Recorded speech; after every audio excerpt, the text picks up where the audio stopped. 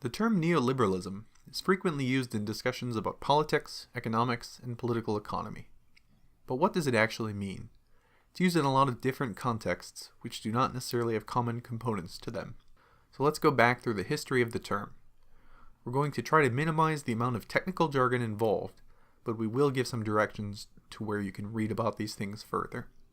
The earliest relevant usage of the term neoliberalism is from the Colloque Walter Lippman, an interdisciplinary academic conference in France in 1938. The political landscape then was quite bleak. As they saw it, not only had the laissez-faire, or classical liberalism, failed, but expected that the right-wing and left-wing forms of collectivism would also fail. Liberal economics was no longer popular, as John Maynard Keynes had taken the economics world by storm with his 1936 book, The General Theory of Employment, Interest, and Money. Keynes' central claim is that the most precise tool of control the government has over an economy is managing demand, especially for labor. Too low demand caused recessions, and too high demand caused inflation. By taking on more government debt in recessions and less during booms, they could smooth out the economy by managing demand. His ideas were a key part of how the West rebounded from the Great Depression. The participants of this colloquium called for a reimagining of liberalism for a new era. Needless to say, the Second World War stopped much academic research.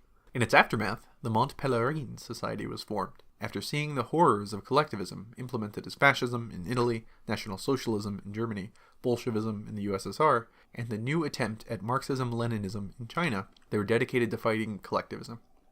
The three major clusters of researchers that formed from this were the Austrian School, the Chicago School, and the German School. The last group is also known as the Ordo Liberals. The Austrian School was, in American terms, extremely libertarian. They're the gold standard people, the taxation is theft people, but their more well-known belief is that they're deeply skeptical of mathematical modeling. In fact, I would go so far as to declare that they are pseudoscientific in nature, and not a branch of economics as much as they're a branch of political philosophy. The Chicago School were largely anti-Keynesian, and they instead advocated for monetarism. Whereas Keynes said that managing demand was the most refined tool the government had, the Chicago School instead said that managing the total supply of money was the most refined tool the government had.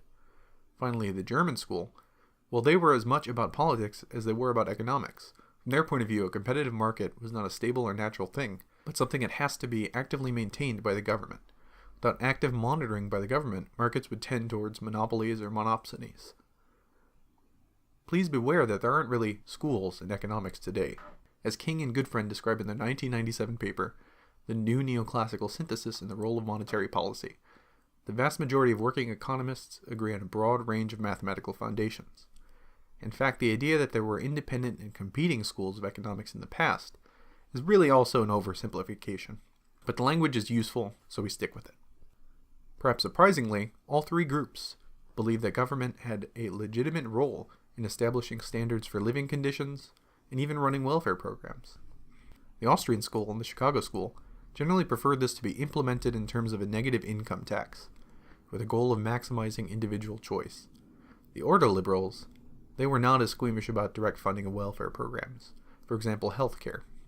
While Germany does not formally have single-payer healthcare, just under 4/5 of healthcare spending is government-funded. The United States, for comparison, clocks in at a little over half of healthcare spending coming from government sources, not counting some targeted tax breaks. If you do count them, it's about 2/3. Now, if you've read the term neoliberal once or twice in all caps rants, it might not be clear how any of these historical figures or groups connect to the term neoliberalism. Indeed, none of these schools consistently called themselves neoliberal. The overwhelming bulk of usage in the wild is as an insult. My sincere opinion here is that the leftist pejorative usage of neoliberal is essentially just a rhetorical devil term. At best, it is consistently used to describe mindless deregulation and privatization.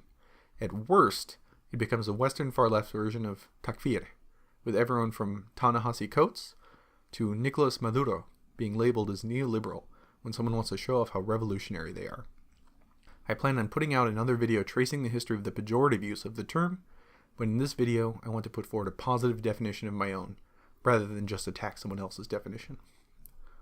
In the September 5th, 1982 release of the Washington Post, journalist Charles Peters released an article, A Neoliberal's Manifesto. It's a short and accessible op-ed, so I won't go into much detail here. I think a very self-contained description of his point of view is the following paragraph. If neoconservatives are liberals who took a critical look at liberalism and decided to become conservatives, we are liberals who took the same look and decided to retain our goals, or to abandon some of our prejudices. We still believe in liberty, in justice, in a fair chance for all, in mercy for the afflicted, and help for the down and out. But we no longer automatically favor unions, and big government, or oppose the military and big business. Indeed, in our search for solutions that work, we've come to distrust all automatic responses, liberal or conservative. It is in this spirit that I pose my definition of neoliberalism to consist of the following: a strong preference for empirical and historical arguments rather than theoretical ones, a belief in the value of individual liberty, if only for its own sake, a desire for society to aid human flourishing and the betterment of all, a resistance to the coercive impulses of institutions of all kinds, governments, businesses, trade unions, religions, philosophies, cultures, and even traditions, a method of reform and sustained improvement over revolution. And it is with this definition in mind that I say, I'm a neoliberal and maybe you are too.